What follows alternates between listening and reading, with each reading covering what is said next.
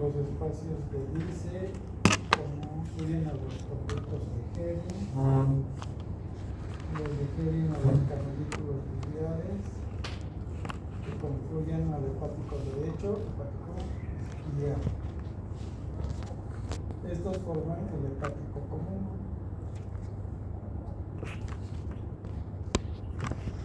Y de aquí se encuentran con el cístico que viene de la vesícula biliar. Entonces, el cístico y el hepático común forman el codéroco, que va a terminar a la ampolla de Vater en la segunda porción del codéroco. Y ahí se encuentra con el páncreas, con el conducto de Wilson, que viene del páncreas.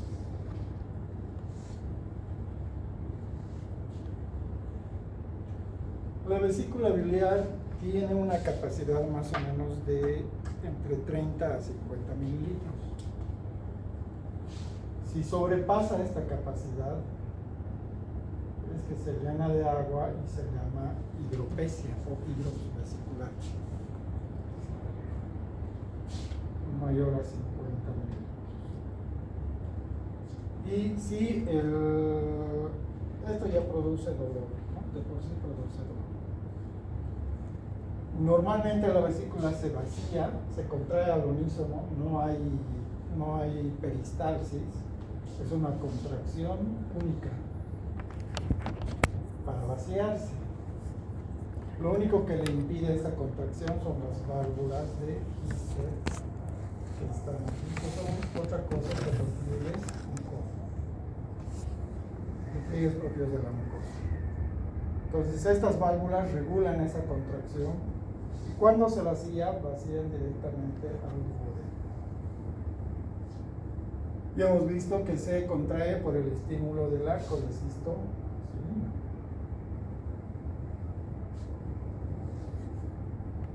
Cualquier cosa que impida esta contracción, por ejemplo, aquí hubiese una acodadura, ¿verdad? Entonces se llama vesícula engorrofrígea. Cualquier cosa que impida esta contracción produce dolor, ¿no? Entonces, el gorro frigio o la vesícula acodada es causa de dolor. También la aparición de peristalsis, eso no es normal. Entonces se contrae por aquí, se contrae por aquí, a eso se llama disquinesia. Y la disquinesia produce dolor. Y la causa más frecuente de enfermedad son las piedritas. Bueno, los litos. Y al contraerse, estos producen dolor. La causa más frecuente es cuando se enclava un lito en el cuello vacinar. Si ustedes recuerdan, la vesícula tiene un saco,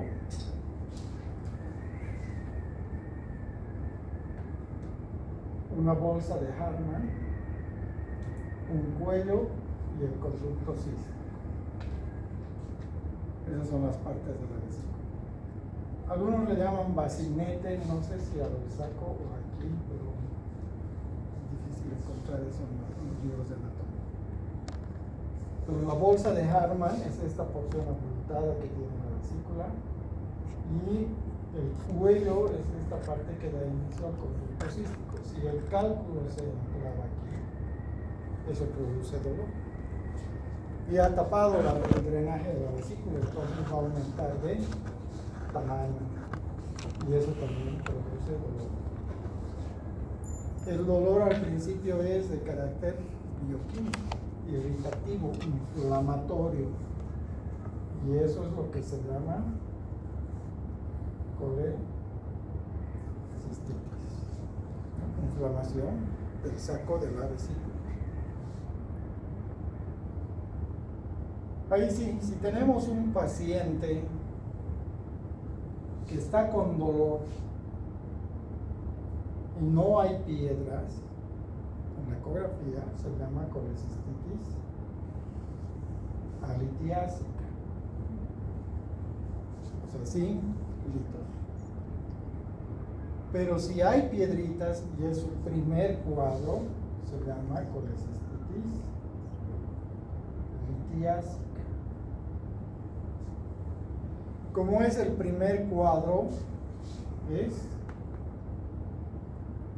agudo. Colecistitis litiásica aguda o colecistitis alitiásica aguda. Pero si ya antes tuvo dolor el paciente, entonces es una colecistitis crónica, y si le está doliendo, agudizar. Si le ha dolido antes pero no le está doliendo ahora, solamente es una colecistitis crónica. Nada más, esa es la diferencia. Si por algún motivo encontraron piedras en la vesícula, nunca ha tenido dolor, nunca ha padecido de problemas, es una sorpresa para el paciente, esa sola es colelitiasis.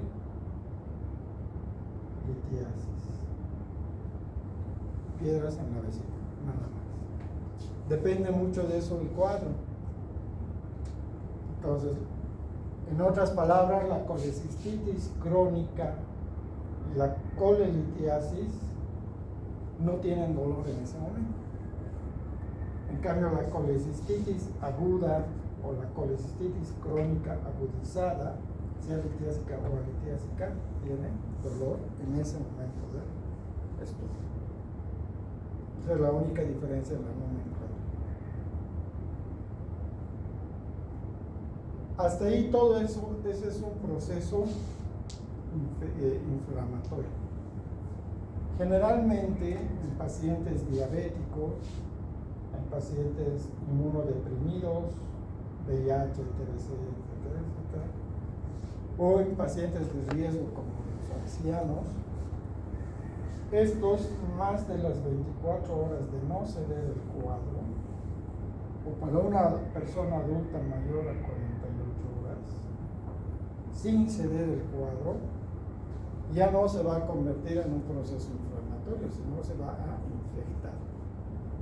¿Okay? Entonces vamos a hablar de un proceso biógeno.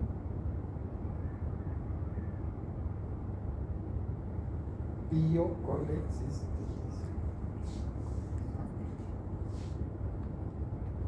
¿Cómo nos damos cuenta que está complicada? O sea, que ya hay pus. ¿Qué tendríamos que ver?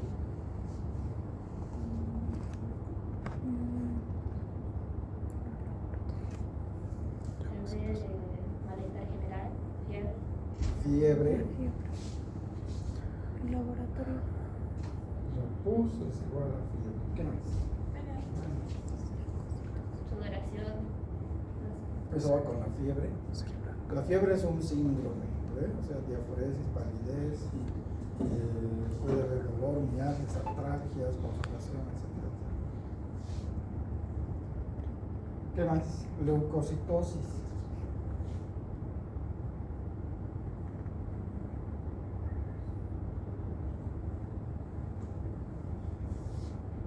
Y datos característicos que vamos a ver en la ecografía. Si el paciente viene con eso y ustedes sospechan de que tiene un problema vesicular, tiene fiebre y leucocitosis, es urgencia quirúrgica, porque esa sepsis, o se está instalando la sepsis, que puede ser fatal. Fatal, fatal. ¿Cómo viene el paciente entonces? Viene con dolor,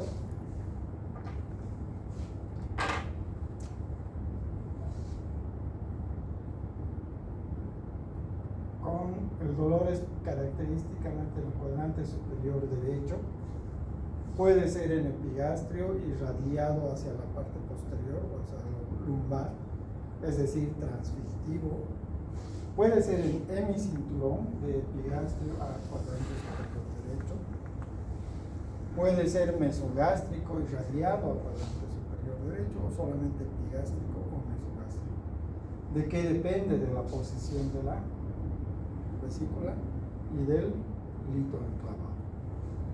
Muchas veces esta parte está posterior, o sea, atrás la vesícula está así. Adelante y atrás, aquí está el hígado. Entonces el dolor es lumbar, empezó en epigástrico y se va a lumbar. Pero es el signo característico de una colecistitis. Como es visceral, entonces va a haber náuseas y vómitos de contenido biliar al principio y después solamente salival. Postprandial al principio y después gástricos o salivales. Puede haber malestar general, postración y todo lo demás, pero esto es lo más característico de la colecistitis. Ahora, si viene fiebre y leucocitosis, entonces sí se está complicando este cuadro. ¿Cuándo se va a complicar? Mayor a las 24 horas o 48 horas, dependiendo del grupo etal. Antes se decía que era más frecuente en mujeres que en varones, todavía es indistinto ahora, es más por regiones. Antes se decía que era más frecuente en personas con obesidad, con sedentarismo, etcétera, etcétera. Hoy en día casi no, es lo mismo. Y antes era muy infrecuente encontrar en menores de 15 años, hoy en día no, incluso hasta 7, 8 años puede haber desarrollo de ritos. ¿Cuál es la fisiopatogenia? Primero, la formación de las piedritas, que hemos dicho que es de acuerdo a colesterol, lecitina o fosfolípidos y ácidos biliares. Entonces, los cálculos de colesterol son generalmente grandes, modulados, amarillos, pueden deshacerse. En cambio, los de lecitina o fosfolípidos son amarillentos, pero facetados, múltiples, variables en tamaño, desde los 0,2 hasta los 10 milímetros, etc. Los de ácidos biliares son típicamente redondeados, también pueden ser facetados, pero son típicamente amarillentos o blanquecinos. Hay mixtos, colesterol y biliares,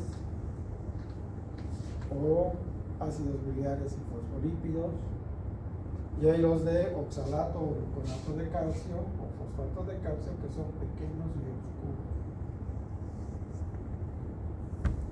múltiples, pequeñitos. ¿Cuáles se forman otra vez? Estos y probablemente los de ácidos. ¿Por qué? Porque estos vienen de las bilirubinas netamente y estos de otros factores endocrinológicos generalmente o hormonales. Estos generalmente tienden a aparecer también en las vías biliares intrahepáticas o extrahepáticas. Eso hay que avisarle al paciente.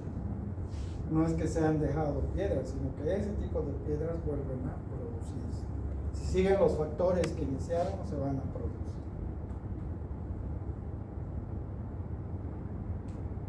Entonces, también pueden ser como causa los infecciosos.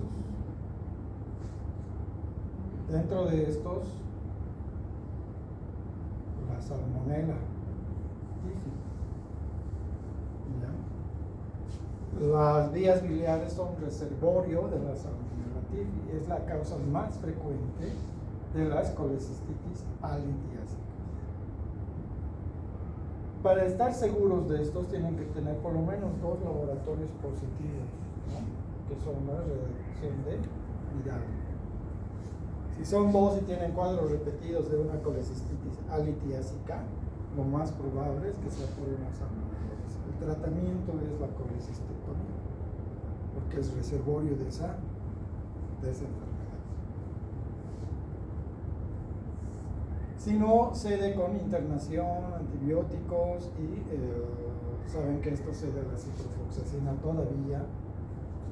Entonces puede ceder el cuadro y salvarse de una cirugía. Pero si ya van más 2 o 3 cuadros, es mejor operar. Otra causa de colecistitis son los tumores. Dentro de los tumores, los benignos y los malignos. Los benignos hemos indicado los pólipos. Antes los pólipos de 2 milímetros o menos se observaban.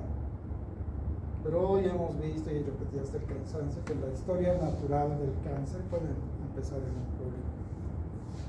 Si lo van a observar hasta que crezca o ecográficamente se le hace un seguimiento. Hoy en día preferible ver pólipo que se ve, entonces también es colecistectomía. Pueden ser causas de dolor o generalmente son hallazgos.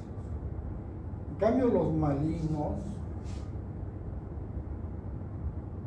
que generalmente estos sí vienen con ictericia, estos vienen con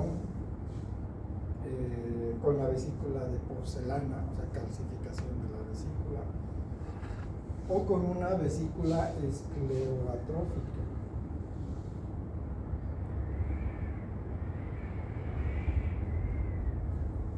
Entonces tienen muy mal pronóstico.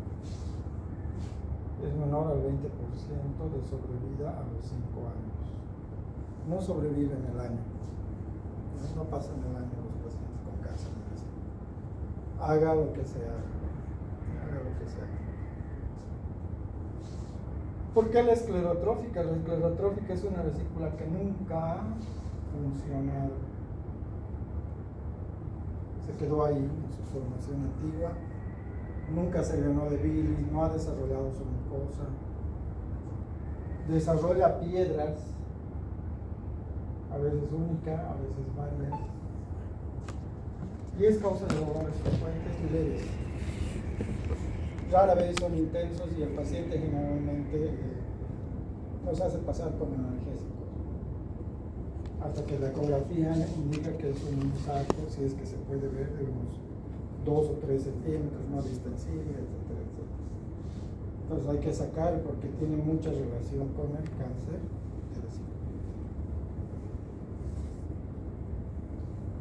Entonces esa es la fisiopatogenia de las colecistitis. No todas entonces las colecistitis son operables. Son generalmente las complicadas, las urgencias. Ahora, piedra que se ve en la vesícula, tarde o temprano va a desarrollar una colecistitis que puede complicarse, entonces es mejor indicar su cirugía. No es urgente, pero es quirúrgico.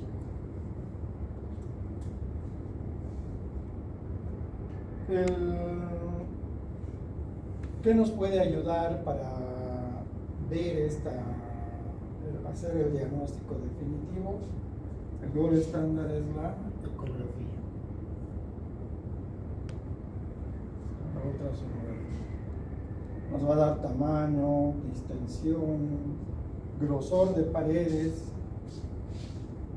Tiene que ser menos de 4 milímetros. Si nos dice más gruesas, ya es inflamación. O peor, a veces nos dice doble pared.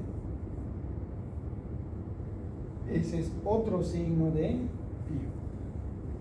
Entonces, a quirófano de urgencia.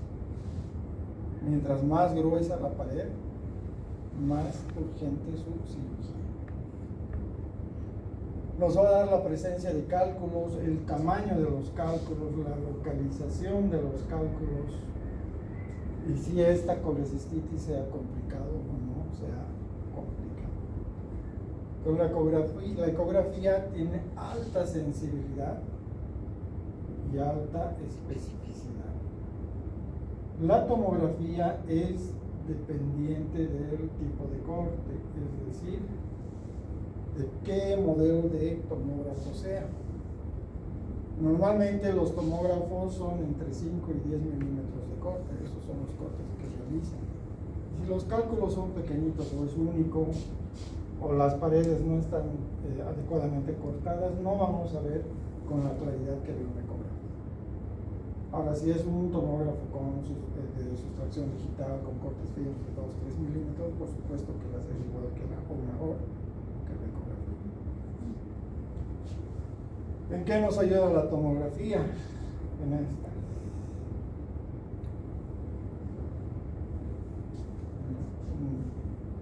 Más allá, las otras, por ejemplo, la resonancia magnética,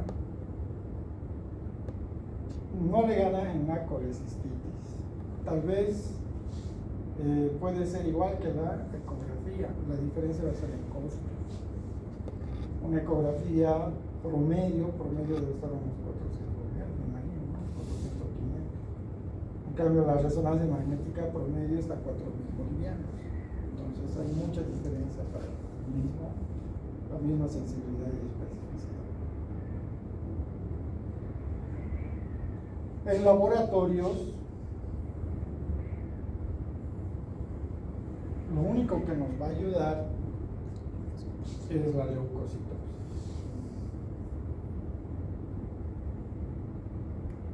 Pero, como es una enfermedad de vías biliares, yo tengo que tener el panel completo. Por ejemplo, pruebas de función hepática. Es decir, TGO, TGP. En la colecistitis no tienen que estar elevadas o su elevación ser poca. Estamos hablando de menos de 40, menos de 50, normal. Entonces se puede elevar hasta unos 80 o unos 90 por afección de continuidad, etc. Pero si esto nos sale mayor a 200 o mayor a 300, puede no ser una colecistitis, puede ser una hepatitis, porque esto es directamente al hepatocito. Esto es al hepatocito. Salvo en la sepsis. Entonces, yo necesito para diagnóstico diferencial las bilirubinas, de las cuales ya hemos hablado. La bilirrubina total en la colecistitis no tiene que estar elevada. Y si se eleva, va a ser por sepsis o por el síndrome de Mirizi, que ya lo vamos a ver, u otra causa, pero no colecistitis, ¿ya? Porque no interfiere con el drenaje de las bilirrubinas. Entonces, a lo mucho se puede elevar hasta 3. Normalmente hemos dicho de 1.2, 0.8 a 1.2. Puede elevarse hasta 3 o 2.71. Siempre a expensas de la bilirrubina directa. Si es indirecta, hepatitis. Pero normalmente el colecistitis aguda no tiene interés. Con esta 3 puede tener subictericia, o sea, solo en escleras, pero no en tegumentos. Y generalmente ya está séptico. Ya tiene fiebre, ya tiene leucocitosis, entonces ya tiene la indicación quirúrgica. Otro que vamos a pedir es la fosfatasa alcalina. Hemos dicho que es una enzima que se eleva cuando hay compromiso de los conductos. Esta no debe sobrepasar los 400. Si es más de 400 es un problema serio. Hay que hacer un poquito más de estudios. Generalmente está relacionado con los tumores malignos. Fosfatasa alcalina de 800 de 1000, hay que completar bien el estudio. Y finalmente el leucos perfecto de lo demás rutina para cirugía. No se necesita más. En algunas ocasiones se toma la placa de Roma como protocolo y se puede ver una vesícula de porcelana, o sea, calcificada, o se puede ver esta imagen, una imagen hidroaérea, una vesícula con infección de aerobios, pero esas son misceláneas, ¿no? A veces se ven las piedritas, principalmente si son de calcio, pero generalmente no hay nada en rayos X. El mejor estudio es la ecografía.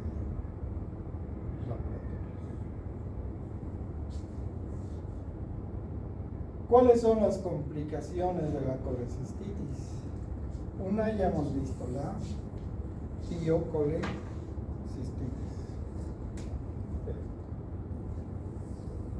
Y la otra está en relación a los cálculos. Estos cálculos pueden migrar, mientras más pequeños, mayor probabilidad de migrar. Entonces, hepático derecho, común, cístico, colédoco y Wilson. Si estos migran, ya no se llama colecistitis, sino se llama colédoco-litiasis, porque estamos hablando del colédoco. Lo mismo. Colédoco-litiasis es presencia de litos en el colédoco, nada más. ¿Se puede inflamar el colédoco? Sí. ¿Cómo se llama su inflamación?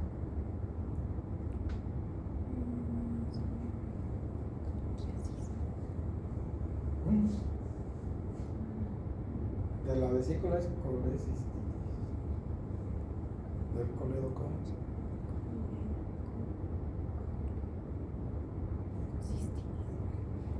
Colédococistitis. Nada. Si se inflama, puede pasar a colangitis.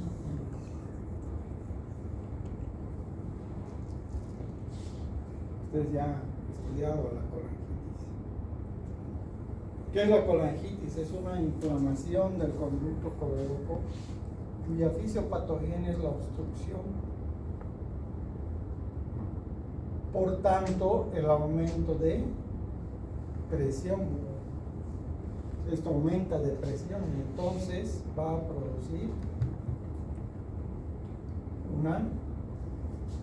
un proceso inflamatorio severo que puede repercutir en el hígado.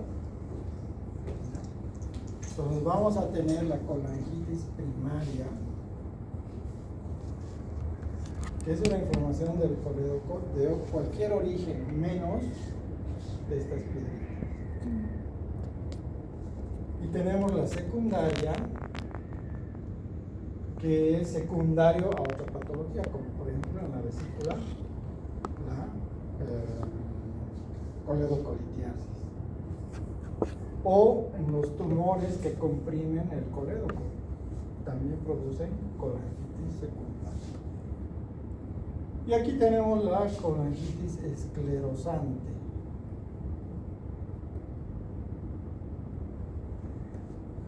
La esclerosante es una atrofia de los conductos principalmente intrahepáticos.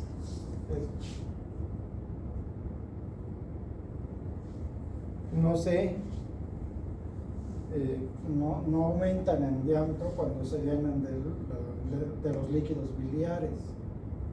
Continúan delgaditos y se van atrofiando hasta que aumenta la presión y se produce una colangitis. Estas tienen el 80% de mortalidad. Y estas, si no se tratan, igual.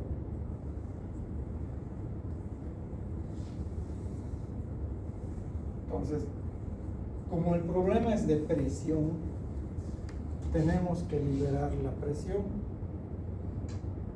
Esto drena, hemos dicho, al esfínter de Oddi, a la ampolla de váter.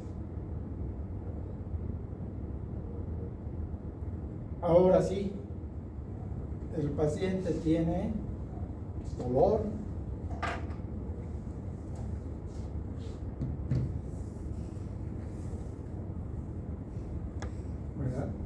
igual que la vesícula, dolor epigástrico, mesogástrico. Como es más posterior el colédoco, casi siempre es irradiado a región lumbar. Pero es difícil distinguirse solamente de una vesícula o el colédoco. Pero hay que descartar si el dolor es más lumbar que epigástrico o mesogástrico o el cuadrante superior derecho. Es el mismo. También tiene náuseas, vómitos, malestar general. Pero este paciente sí va a desarrollar ictericia. El signo cardinal para la coledocolitiasis o la colangitis es la ictericia. Y la ictericia es a expensas de la bilirrubina directa. Puede ser 7, puede ser 8, puede ser 10 de bilirrubina total, pero siempre a expensas de la directa. La directa puede estar en 6 y la bilirrubina indirecta en 2. Entonces, una bilirrubina total de 8. Hiperbilirrubinemia a expensas de la bilirrubina directa. Dolor, ictericia. Eso ya no es colecistitis, eso probablemente sea colangitis. Y si tiene fiebre, Ya está complicándose. hay pus, pío, dolor, fiebre, ictericia, ¿qué es?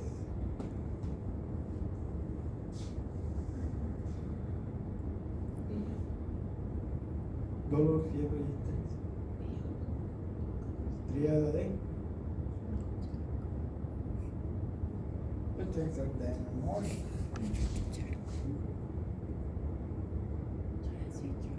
Triada de Charcot. Entonces es una colangitis complicada. Y efectivamente, si nosotros hacemos la RCP, por aquí va a salir pus franca. Entonces esa es una típica Charcot. Si esto no se trata, va a ser una sepsis generalizada, falla orgánica múltiple, alteraciones de la conciencia. Esto es, ¿no es eso?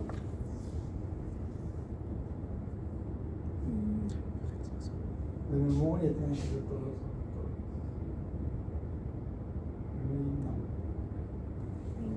Pentada de reino. Dolor, fiebre, ictericia, sepsis y alteraciones de la conciencia. La sepsis implica falla orgánica múltiple, hipotensión, taquicardia, etc. Entonces, los laboratorios van a estar obviamente con leucocitosis, gran leucocitosis, va a haber compromiso hepático, fosfatasas alcalinas elevadísimas, y la hiperbilirrubinemia, hemos dicho, a expensas de la directa. Por eso pedimos sobre todo en la colecistitis, para descartar una complicación. Si el paciente está con colecistitis declarada, su ecografía declarada, no hay nada en la ecografía, pero tiene hiperbilirrubinemia y fosfatasa alcalina, entonces puede ser una colangitis, no una colecistitis. ¿Ya? Hay que insistir con la ecografía porque es operador dependiente. Generalmente, hoy al menos, los ecografistas ya son más diestros y nos van a informar no solamente lo de la vesícula, sino también nos van a informar del colédoco, aumentado de diámetro, mayor a 5 milímetros, para otros mayor a 8 milímetros, aunque no se vea la piedra porque puede estar tapada por aire del duodeno. Pero si hay aumento del diámetro del colédoco, puede haber una obstrucción distal. Y si hay una obstrucción distal, lo más probable es que sea una piedra. Entonces es una coledocolitiasis o una colangitis o una colangitis complicada, ¿no? Séptica. Entonces ese es el enfoque. En este caso, con la ecografía basta. Pero si no tenemos eso, lo mejor es la resonancia magnética. Cuando hay dudas si es cálculo, cuando hay dudas si es tumor o si es una compresión extrínseca. A veces la vesícula tiene un lito grande que se apoya en el colédoco y lo comprime. Eso se llama mirisis, síndrome de mirisis. El problema no está en el colédoco, el problema es que este cálculo que está ocurriendo el colédoco. Y el paciente desarrolla dolor, fiebre, ictericia, la fosfatasa se eleva igual que si tuviese algo mal. Si es difícil discriminar esto, la resonancia magnética es la de mayor sensibilidad y mayor especificidad. Puede ser un tumor, ¿verdad? El tumor puede estar aquí. Los más frecuentes son los carcinomas, ese sería un colangiocarcinoma. Puede estar aquí, en el ilio, eso se llama tumor de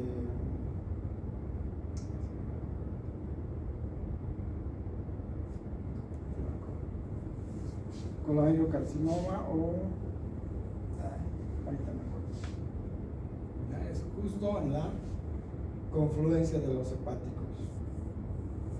Entonces, si hay duda de eso, la resonancia magnética es muy superior a la ecografía y el costo lo vale, ¿verdad? Porque nos puede ayudar en el planteamiento quirúrgico. Si es un cáncer, no se le va a hacer nada, se le va a poner solo una prótesis. Entonces, con esto tenemos las dos enfermedades relativamente frecuentes de la vesícula. En caso de colangitis, el tratamiento anterior es abrir el colédoco. Había unas canastillas que se llaman canastillas de Dormia, que son así.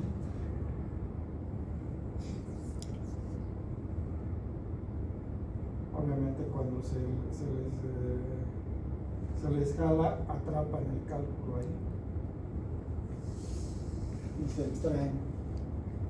Hay otras pinzas que se llaman pinzas de Randall, que son pinzas comunes o que no lastiman, se meten al colédoco, se pinzan y se sacan. O pinzas de Baques, también hay otras igual. Y los balones o globitos.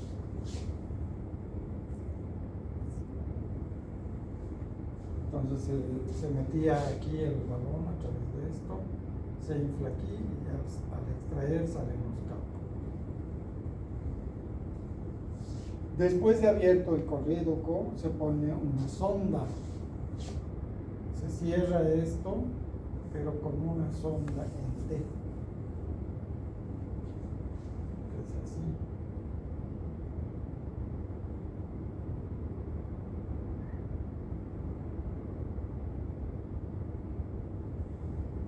Es justo para el colédoco. Esta se llama sonda T de Kerr o T de Catel. Y se la deja más o menos unas 3 semanas, cosa que esto se fistulice, termina de salir la bilis por aquí y se jala. Se acaba el problema. Pero el paciente se hospitaliza, es otra cirugía y va. ¿Qué se hace hoy en día? La ERCP.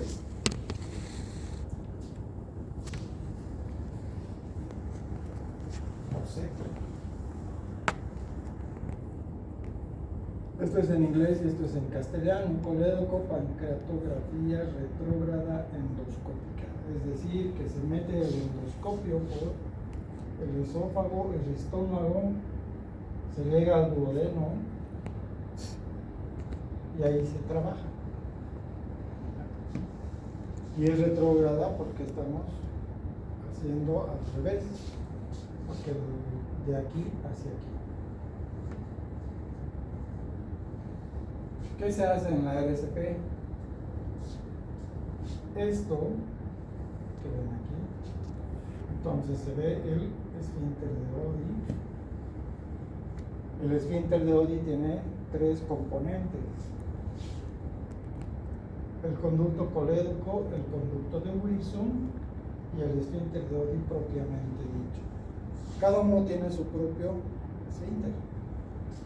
El colédoco tiene sus músculos, el Wilson tiene sus músculos y el de Oddi tiene sus propios músculos. Eso se llama complejo esfinteriano.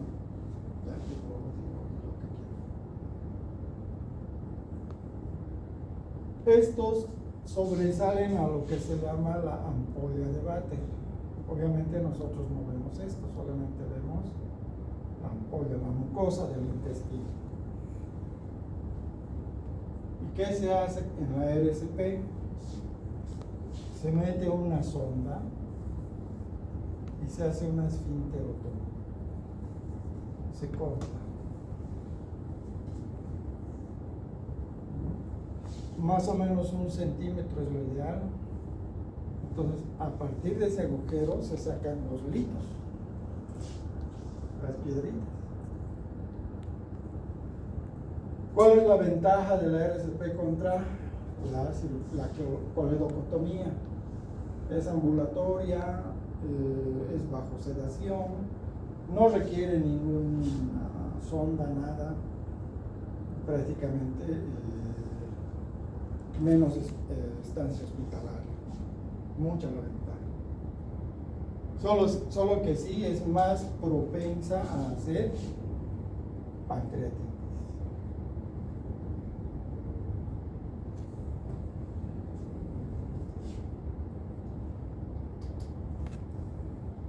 Si es un tumor, pues otra cosa que no se puede operar, entonces hay que dejar una prótesis biliar, un conducto de plástico que va a servir para drenar la bilis. Si es un tumor, hay prótesis expandibles, o sea, se colocan y se abren. Entonces, permiten drenar mientras dure la vida del paciente. Este ya me acordé, se llama tumor de Klatskin. Es un carcinoma de la confluencia de los hepáticos.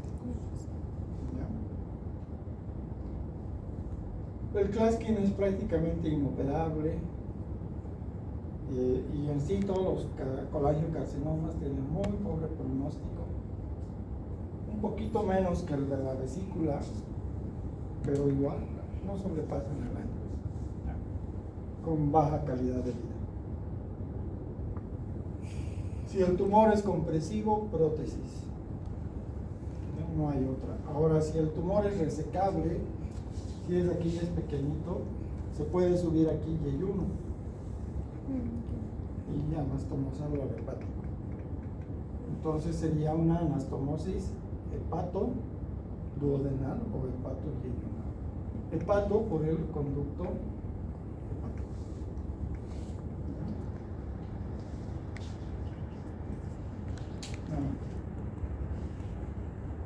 El tratamiento de la vesícula,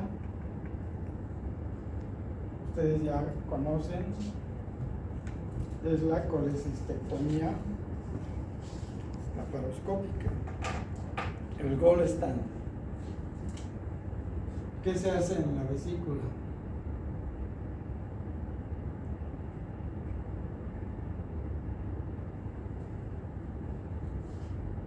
Hay que sacar la vesícula, ligar la arteria, esos son los tiempos quirúrgicos.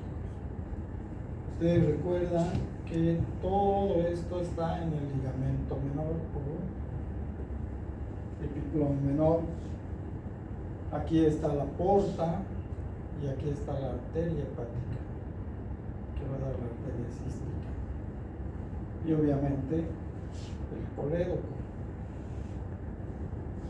Yo tengo que ir a ligar la arteria, ligar el conducto cístico y sacar la vesícula.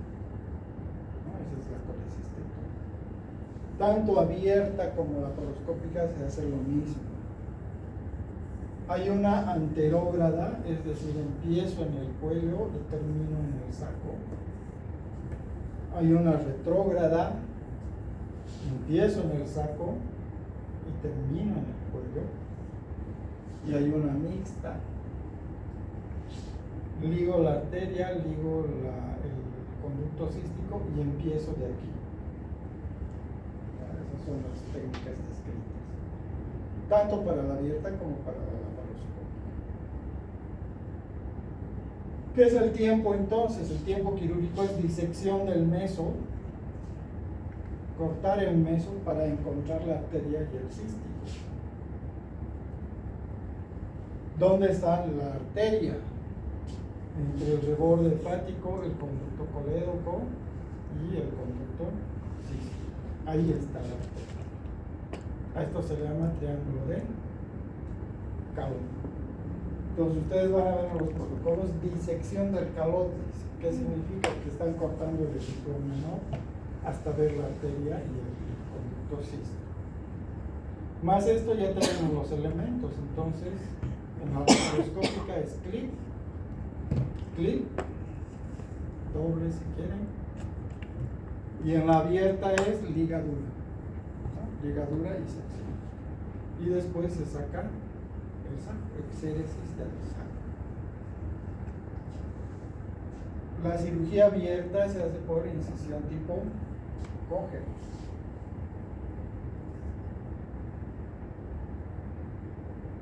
O mediana supraumbilical o paramediana, Renander o Chapman. Esas son las técnicas abiertas. En la laparoscopía se coloca un puerto para la cámara, puerto 1, un puerto para la pinza y un puerto para la graspe. Puede haber otro puerto accesorio, ¿ya? 3 o 4 puertos. Esa es la colecistectomía laparoscópica clásica. Hoy en día tenemos la laparoscopía, de aguja, ¿ya? Donde estos puertos que antes eran de 5 milímetros son de 2 milímetros y la cámara es de 5 milímetros, es decir, es nada, ¿no? Son heridas muy chiquititas. Pero lo mismo, 2 o 3 puertos. Después tenemos el single incision, una sola incisión. Agarro aquí en el ombligo, abro el ombligo, coloco mis 3 pinzas o 4 a través de una jareta y por ahí opero la vesícula. Ya, ese es el CILS. O está el single port,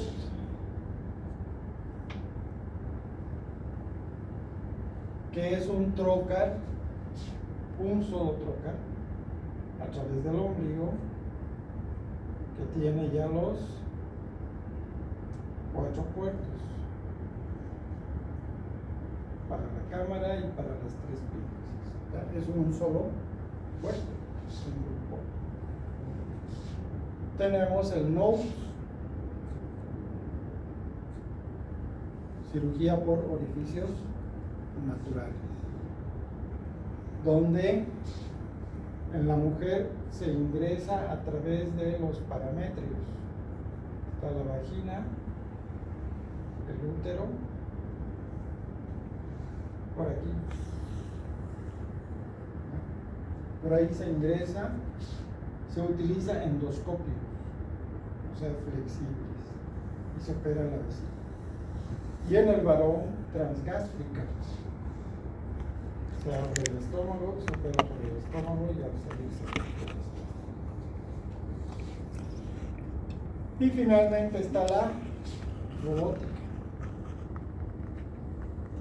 que es un robot, ¿verdad? Actualmente el que está dominando es el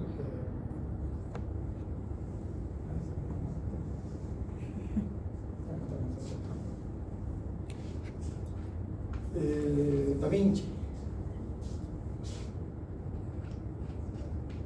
También ha tenido su evolución, los robots eran del tamaño de un cuarto y hoy en día es del tamaño de una torre de laparoscopía o de endoscopia.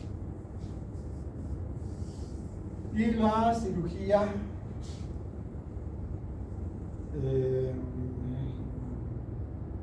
reticular. Los mismos movimientos de la pinza o del brazo del robot, ya hay pinzas para simular eso. Ustedes han visto una pinza laparoscópica, tiene la tijera, por ejemplo, o la ramela, tiene esto, nada más. Abre y cierra. Y rota. Entonces hace esto. Después salieron las flexionables, que hacen eso. ¿Y el robot qué hace? El robot da 360 grados o más, porque gira todo. Gira además los brazos de las pinzas. Y también tiene movimientos de izquierda y derecha o arriba y abajo. O sea, son movimientos completos. Por eso el robot se impuso. Pero hoy en día con las pinzas reticulares ya tenemos todos estos movimientos. En vez de usar el robot, utilizamos las pinzas. En sí ese es el avance de la cirugía mínimamente invasiva, que sería nuestro objetivo. Es toda la evolución que tenemos.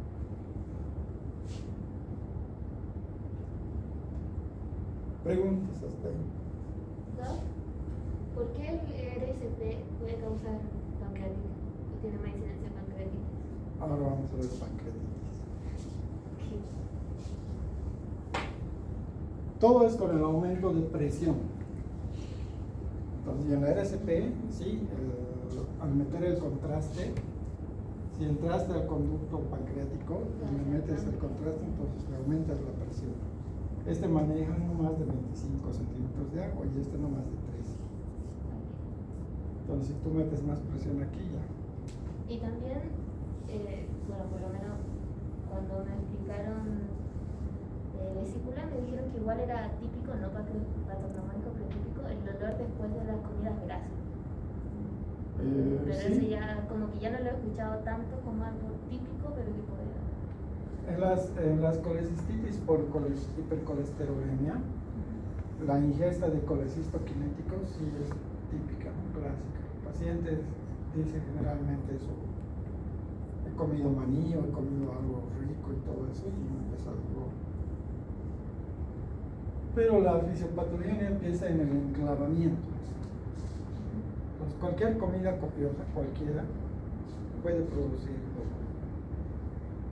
Pero hoy en día es más clásico el dolor tipo de hambre, o sea, con el estómago vacío. Le hace despertar al paciente. O empieza de a poquito, media mañana, y se va instalando, hasta que no pasa. ¿Preguntas de aquí? ¿Más?